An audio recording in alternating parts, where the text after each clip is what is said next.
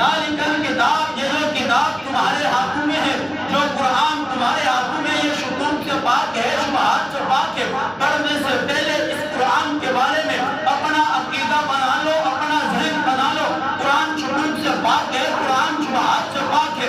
قرآن کے اندر جو کچھ بیان ہوا ہے وہ سارا کے سارا سچ ہے، سچ کے سوا کچھ بھی نہیں ہے۔ لیکن اللہ رب العزت نے اس سچی کتاب کے اندر بھی 4 تاکیدوں کے ساتھ جواب دے کے بتلا دیا۔ میں تو یہ کہنا چاہوں گا، رب ذوالجلال نے قیامت آنے والے انسانوں کے لیے ایک اصول بنا دیا ہے، جو صحابہ کرام کے اوپر حملہ کرے، جو صحابہ کرام کی تکفیر کرے، جو صحابہ کرام کو برا بلا کہے، ان کو ان کی زبان میں جواب دینا، ان سے بھی سخت جواب دینا رب کی سنت ہے۔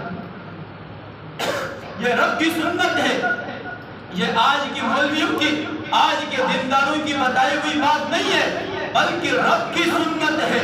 رب نے بتا دیا ہے، رب نے قرآن کے اندر اصول بنا دیا ہے۔ جو ابو بکر کو برا بلا کہے، جو ابو بکر کو گالی دے، جو ابو بکر کو نعوذ باللہ کافر کہے، اس کو کافر کہنا، اس